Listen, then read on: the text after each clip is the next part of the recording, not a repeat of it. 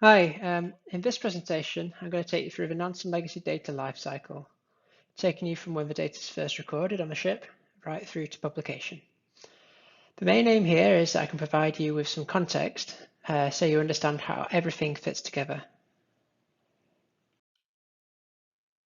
Through Nansen Legacy, we're all committed to the FAIR data management principles that were proposed by Wilkinson and a long list of colleagues back in 2016.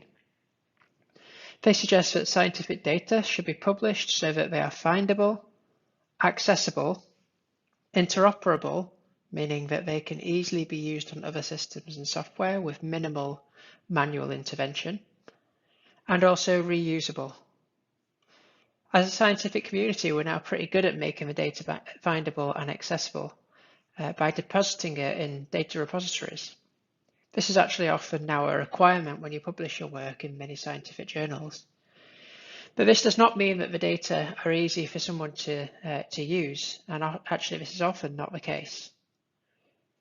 The FAIR guiding principles are principles and not an instruction manual. So throughout this presentation, I'll show you how the data lifecycle that has been designed for this project helps us keep to these principles. Okay, so a quick overview first, and then we'll go into a bit more detail about each step. On a cruise, you record much of your metadata related to each sample in the sample logger. This is then published through SIOS, providing an overview of all the data recorded in the project. These are not the data themselves, but the metadata describing it. Many of you will be familiar with this process, but if you're not, don't worry. Trainings will be run prior to each cruise in the future to get you back up to speed with this or teach you if it's your first time round. Where many people are now is that they have unpublished data sets. These can be shared internally in the NERD project area. And when you're ready, these data could be published. And through that, they'll be made accessible via SIOS. Then you publish your scientific papers citing these data sets within them. And then you can update the data set itself to cite the paper.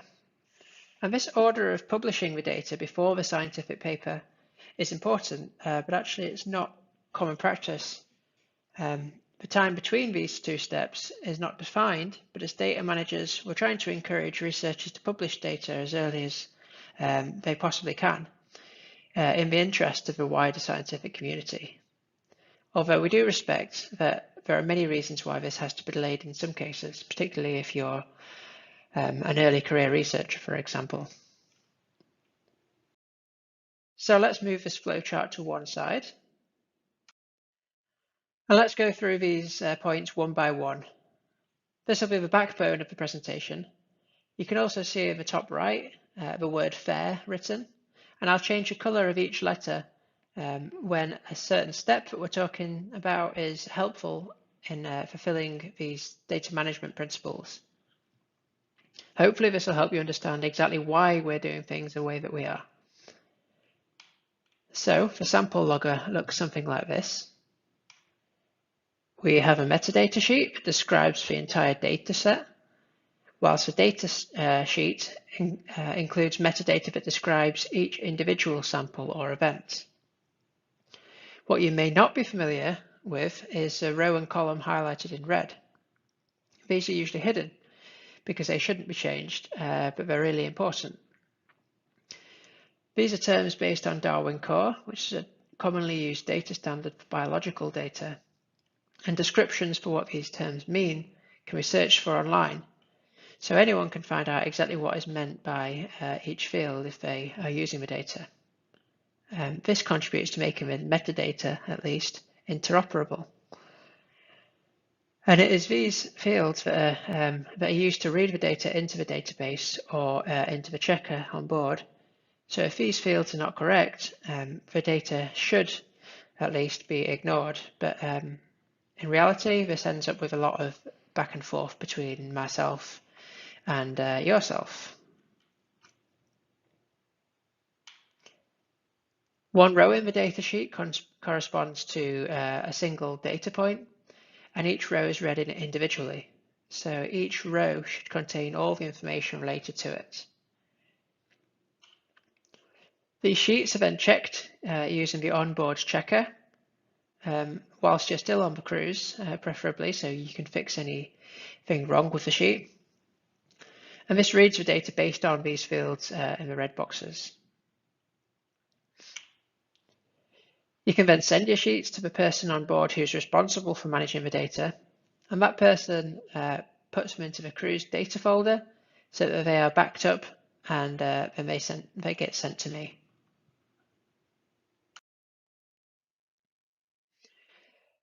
I then work with my colleagues to get this data published, the metadata published as soon as possible after the cruise.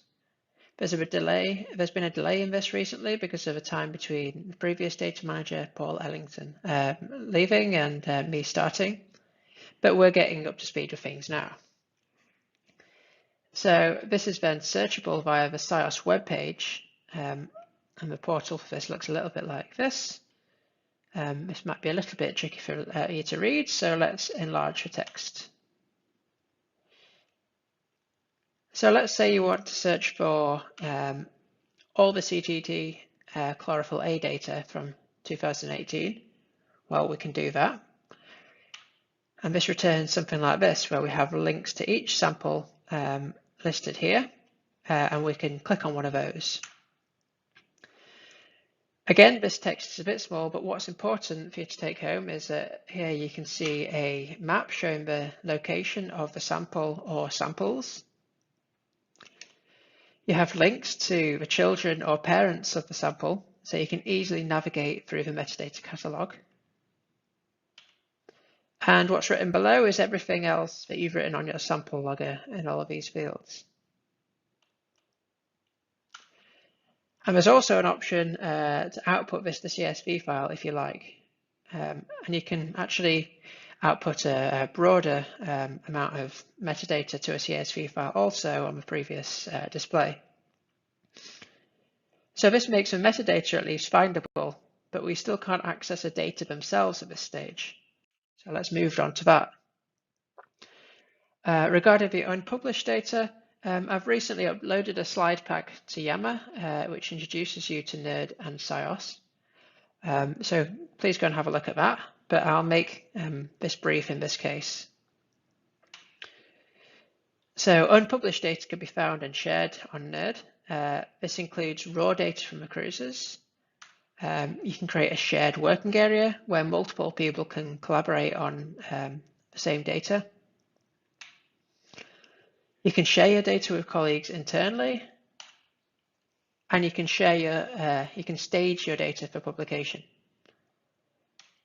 But please be aware that the data format is not regulated on NERD, but each directory should contain a README that it describes what is included in each directory and how to behave with that, with its contents.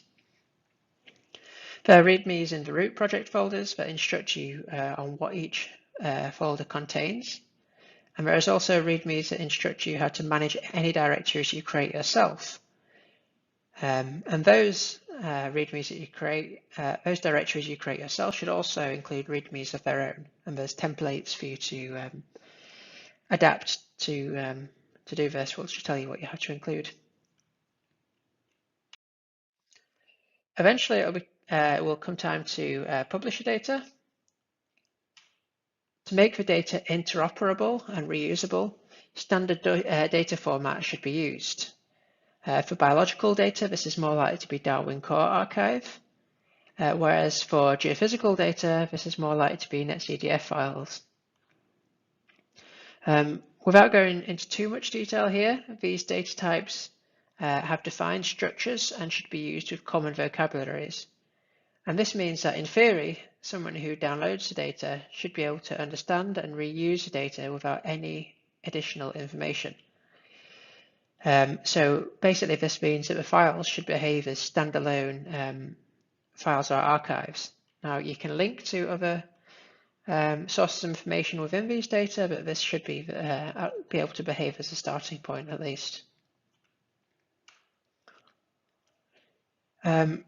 Now, most people are not familiar with creating these types of files, so to make this easier, I'm working on extending the sample logger to create Excel data templates that include not just the metadata, but also the data themselves. So I'll be contacting PIs in the coming weeks to discuss what key parameters need to be included in these data sets for all the different types of data recorded in the project. As you can imagine, this is a pretty big job. I know that some of you are using templates of your own already, and that's great. So I'll be asking you to share those with me. The idea is that if everyone is able to use common data templates, I should be able to quite easily create tools that will automatically convert these Excel templates into NetCDF files or Darwin Core archives. And you should then also be able to use these tools, not just for this project, but for your future work too. And they may be able to be useful for the wider scientific community. The data should be published before the scientific paper. And in addition to this, a data paper should also be published, where the primary objective of a data paper is to describe the data set. This should also be published in a peer-reviewed journal. Now, many of the points in these slides might be unfamiliar to a few of you, but they'll be the subject of future webinars themselves, when I'll have a lot more time to go through into these into more detail. So we'll at least be having some webinars discussing the data formats. I guess there'll probably also be a webinar regarding the templates that I eventually come up with. And we're also thinking about doing some maybe a webinar on the data papers and how to publish those.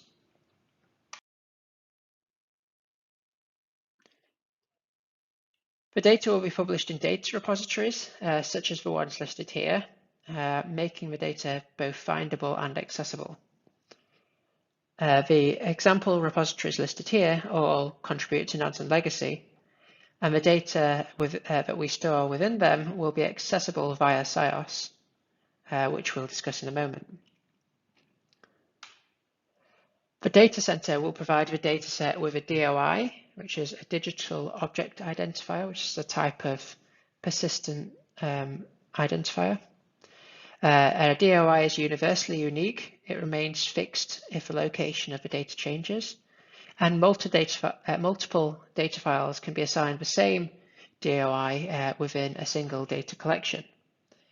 So it's this DOI that's really the key when you're citing the data set, and this should make the citation future-proof. SciOS provides a single access point to the Nansen Legacy data, which makes all the data very easy to find and access. The data access point looks something like this. At the moment, there are only three Nansen Legacy datasets that are published and accessible via here, and that's fine at this stage. So let's search for them.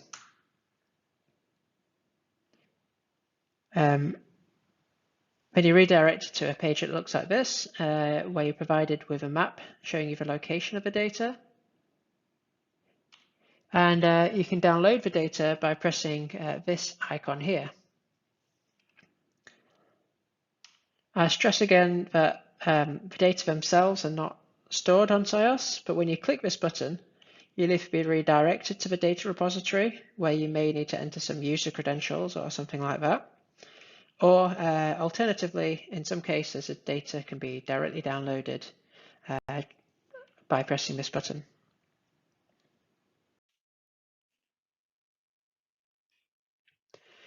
When it comes around to publishing your scientific papers, you can cite your dataset just as you would any other paper, with the author, title, year, publisher, version, and the DOI, crucially.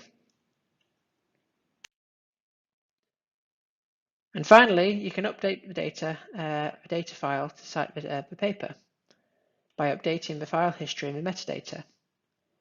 So you'll be left with a triangle of citations where the data paper, scientific paper, and the data set are all citing each other.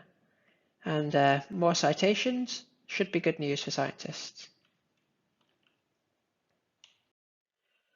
So that's everything. I appreciate that this is a lot of information to go through quite briefly, and this might be an unfamiliar process to many of you, and I get that. But I hope this has put things into some context for you. And as I mentioned earlier, there will be some future webinars and trainings that are planned to cover many of the topics discussed here in more detail. If you have anything else that you would like to be prepared, or if you have any questions, you can always just contact us at the email address in the red box, and we'll be happy to help you out. I think our job as data managers is to try and help you make it easier for you to manage your own data, even if it sometimes might feel like we're making your life harder. So thank you very much.